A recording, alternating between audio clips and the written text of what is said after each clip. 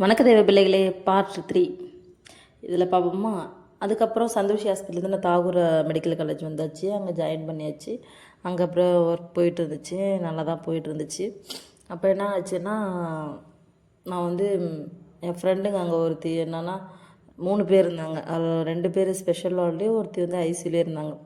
நான் போயிட்டு இப்போது நான் என் ஃப்ரெண்டு சொன்னால் ஐசியூவில் வந்து ஜாயின் பண்ணிக்கோ கேட்டுப்பார், அப்போ தான் ஃபாரின்லாம் போகலாம் நம்ம அப்படின்னு சொன்னான்.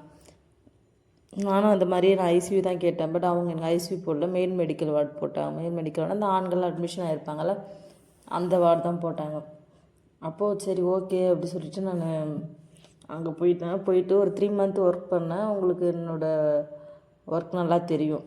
அதாவது எங்களுக்கு எங்கள் வார்டில் இருக்க இன்சார்ஜும் அது சூப்பர்வைசரும் நர்சிங் சூப்பர்னு சொல்லுவாங்க, சூப்பர்வைசரும் கீழே எமர்ஜென்சி வார்டில் இருக்க சூப்பர்வைசரும் ஒருத்தவங்க தான். என்ன பண்ணிட்டாங்க, கீழே ஒரு ஸ்டாஃப் வரலன்னு சொல்லிட்டு எமர்ஜென்சி வார்டில் என்ன மேல் மெடிக்கல் வார்டிலேருந்து கீழே போட்டாங்க. ஒரு உண்மையை சொல்லணும்னா எனக்கு 6.5 இயர்ஸ் நான் படித்து முடிச்சுது. அதில் 6 மந்த்து வேலை இருக்கும், அதாவது ட்ரைனிங் போவோம். 6 மந்த்தாக நாங்கள் படிப்போம். அதிகமாக நாங்கள் போஸ்டிங்கில் தான் இருப்போம். நிறைய ஹாஸ்பிட்டலில் தான் ட்ரைனிங் பீரியடில் ப்ராக்டிக்கலில் தான் இருப்போம். அப்படி இருக்கிறப்போ நான் எல்லா போஸ்டிங்லேயும் நான் எல்லா இடத்துலையும் இருப்பேன். ஆனால் எமர்ஜென்சி வார்டில் மட்டும் போக மாட்டேன். எனக்கு எமர்ஜென்சி வார்டுனா பயம். போக மாட்டேன், கற்றுக்க மாட்டேன். அங்கே மண்டை உடச்சிட்டு வருவாங்க, பாய்சன் குடிச்சிட்டு வருவாங்க. இதெல்லாம் பார்த்துட்டு பயந்துட்டு போக மாட்டேன். அப்போ நான் என்ன பண்ணுவேன், அது எமர்ஜென்சி வார்டுக்கு நிறைய பிள்ளைங்களுக்கு வாண்டடாக இருக்கும். அப்போ நான் என்ன பண்ணுவேன், டியூட்டி போய் மாற்றிப்பேன். என் பேர் லாஸ்ட்டில் வருதுனால நான் முடிஞ்ச வரைக்கும் வார்டில் தான் போஸ்டிங்லேயுமே எனக்கு என்னோடய பேர் வரும். அப்போ முன்னாடி இருக்கவங்க பேர்லாம் அந்த ஓபிடி இன்ஜெக்ஷன் இந்த மாதிரிலாம் போட்டுருவாங்க. நான் அந்த 6 இயர்ஸாக அந்த 3 இயர்ஸாகவே நான் வந்து வார்டு சைட்லேயே தான் வந்தேன். அந்த 6 மந்த் ட்ரைனிங் பீரியடில் தான் போஸ்டிங் வந்து வீக்லி மாற்றுவாங்க. அப்போது எனக்கு எப்படி ஒரு 5-6 டைமாக தான் எமர்ஜென்சி வார்டு போட்டிருப்பாங்க. ஸோ அத்தனை டைமில் என்ன பண்ணேன், மாற்றிட்டு லேபர் வார்டு போயிடுவேன், அதில் நான் பிளட் பேங்க் போயிடுவேன், நான் வார்டு சைடு போயிடுவேன். இப்படியே தான் நான் ரொட்டேட் பண்ணி மாற்றிட்டு நான் எமர்ஜென்சி வார்டு போஸ்டிங் அவ்வளோ பார்க்கவே இல்லை. மேக்ஸிமம் பார்த்தேன்னா ஒரு 1 or 2 days அவ்வளோதான். அதுக்கு பயந்து நான் போய் பார்க்கவே மாட்டேன் எமர்ஜென்சி வார்டு. அப்படிப்பட்ட என்னை போயிட்டு ட்ரைனிங்கே நான் அட்டன் பண்ணலை. என்னை கூப்பிட்டு போயிட்டு கீழே எமர்ஜென்சி வார்டில் போஸ்டிங் போட்டிருந்தாங்க. நம்ம ஜாபுக்கு போன புதுசு, நம்ம ஃப்ரெஷர், நம்ம போய் எதாவது ஆர்குமெண்ட் பண்ண முடியாது. கீழே போயிட்டு என்ன நடந்துச்சுன்னா, ஒரு சிஸ்டர் அவங்க ரொம்ப வருஷமாக அங்கே ஒர்க் பண்ணுறாங்க. அவங்க மேரீட் ஆனவங்க தான்.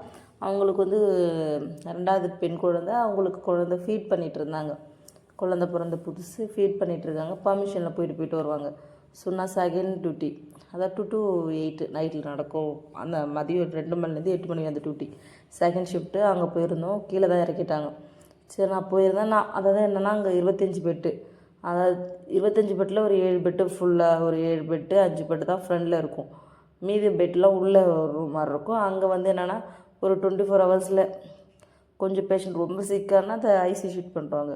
ஓரளவு ஓகேன்ற ஸ்டெபிலைஸ் பண்ணிடணும். பட் வார்டுக்கு ஷிஃப்ட் பண்ண வேணாம், பட் நம்ம கண்காணிப்பில் இருக்கணுன்ற பேஷண்ட்லாம் உள்ளே இருப்பாங்க. அந்த கேஸுக்கு நாங்கள் வார்டில் ட்ரீட்மெண்ட் வேறு தான் அந்த இடத்துல நடக்கும். அந்த மாதிரி பார்த்துட்டு இருப்போம். ஃப்ரெண்டில் வந்து அந்த சிஸ்டர் எமர்ஜென்சி கேஸில் ஹேண்டில் பண்ணிப்பாங்க.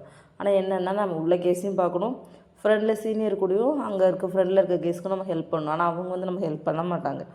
நமக்கு 20 கேஸு நம்ம வச்சுருந்தாலும் அந்த 20 கேஸு நம்ம தான் பார்த்துக்கணும். ப்ளஸ் இந்த டேக் ஓவர் பண்ணது இல்லாமல் ஃப்ரெண்டில் கேஸ் எமர்ஜென்சி கேஸ் தான் நம்ம கூட போகணும். அந்த சிஸ்டர் என்ன பண்ணாங்க, ஹாஸ்பிட்டல் ஃபோனு என் கையில் கொடுத்துட்டு, இந்த மாதிரி நான் பாப்பாவுக்கு ஃபீட் பண்ண போகிறேன், எதாவது கேஸ் இருந்துச்சுன்னா கால் பண்ணுமான்னு சொல்லிட்டாங்க. ஓகே சிஸ்டர்னு சொல்கிறேன். லைஃப்பில் இப்போவும் மறக்க முடியாத ஒரு கேஸுனால் சிகேடி கேஸ் தான் ஃபஸ்ட்டு வருது. மூச்சு திணறல்னு ஒரு கேஸ் வருது. சிகேடினா கிரானிக் கிட்னி டிசீஸ், அதாவது கிட்னி போன பேஷண்ட் தான், சிவியராக கிட்னி ஃபெயிலியரில் இருந்த பேஷண்ட் தான் மூச்சு திணறலில் வராங்க. ஃபஸ்ட்டு நான் பார்க்குற கேஸ் அதுதான். எமர்ஜென்சி வார்டு நான் போஸ்டிங் போனதில்லை. அப்படியே அந்த ஃபஸ்ட் அந்த மாதிரி கேஸ் பார்க்குறேன். உடனே டாக்டர் வந்து மாஸ்க் ஆக்சிஜன் மாஸ்க் எடுத்துவின்றாங்க. நான் அப்போ தான் ஃபஸ்ட் டைம், நான் எமர்ஜென்சியில் போஸ்டிங் போகல, பட் இல்லாமல் ஓரளவு இருந்தாலும் நான் அந்த இடத்துல அப்போ தான் கீழே ஃபஸ்ட் ஷிஃப்ட் எமர்ஜென்சி வார்டுக்குள்ளே போயிருக்கேன். வந்த உடனே எந்த கேஸும் கிடையாது, எந்த ஒரு டெசிஷனும் சிஸ்டர் கொடுக்கல. அவங்க ஃபீட் பண்ண போயிட்டாங்க. மாஸ்க் எடுத்து வைனா நான் எங்கே போய் மாஸ்க் எடுத்து வைப்பேன்?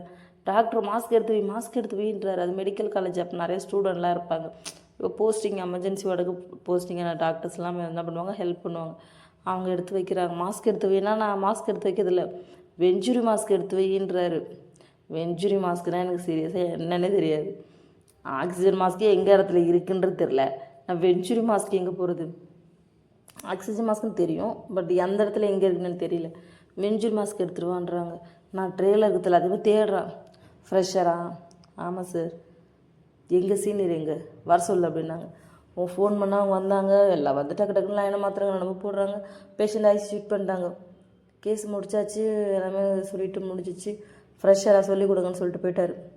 எனக்கு என்ன பண்ணுறதுனே தெரியல, எனக்கும் பயம். எனக்கு ஏபிஎஸ்ப்பா அந்த இடத்துல நான் ரன் பண்ண போகிறேன், எனக்கு நான் எமர்ஜென்சியில் போஸ்டிங்கே போனதில்லை, எப்படி ரன் பண்ண போகிறேன் அப்படின்ட்டு. அப்புறம் இதுதான் நம்ம ஜாப்னு தெரிஞ்சிருச்சு அப்படி சொல்லிவிட்டு நான் என்ன பண்ணுவேன், உள்ளே இருக்கேன்னா வெளியில் அந்த சிஸ்டர் கூட கேஸ் வரப்பெல்லாம் போய் ஹேண்டில் பண்ணுவேன். அவங்க என்ன பண்ணுறாங்கன்னா அப்சர்வ் பண்ணுவேன். அவங்க என்ன பண்ணுறாங்கன்றதை நான் இது பண்ணி அப்படியே நான் வெளியில் உள்ளே நான் எனக்கு ஒர்க் இருந்தாலுமே அதை நான் முடிச்சுட்டோ சம்திங் பெண்டிங் வச்சுட்டோ அவங்க கூட வந்து ஹெல்ப் பண்ணி எல்லாமே பார்ப்பேன். அவங்க கூட இருந்துட்டு அவங்கள விடாமல் கொஞ்சம் போக போக போக இதுதான் இப்படி தான் நமக்கு தெரிய ஆரம்பித்த உடனே நானே அந்த சிஸ்டர் இருந்தாலுமே நானே பண்ணுவேன். அவங்க ரெஸ்ட் எடுப்பாங்க, நானே பண்ணுவேன். உள்ளேயும் கேஸ் பார்ப்பேன், வெளியிலையும் கேஸ் பார்ப்பேன். இப்படியே பார்த்து பார்த்து என்ன ஆச்சுன்னா கொஞ்ச நாளுக்கு அப்புறம் நான் ஃப்ரெண்டில் சீனியர் போஸ்டிங் ஆரம்பிச்சிட்டப்போ அந்த சிஸ்டர் வந்து எங்களுக்கு இன்சார்ஜ் ஆகிட்டாங்க. நான் சீனியர் போஸ்டிங், அவங்களுக்கு அடுத்து நான் தான் சீனியர் போஸ்டிங்கில் அங்கே வரேன். ஃப்ரெண்டில் யூஸ் நாங்கள் இது பண்ணுறது, ஃப்ரெண்டில் வந்துட்டு சீனியர் போஸ்டிங் வந்து சீனியர்லாம் அங்கே இது பண்ணுறது.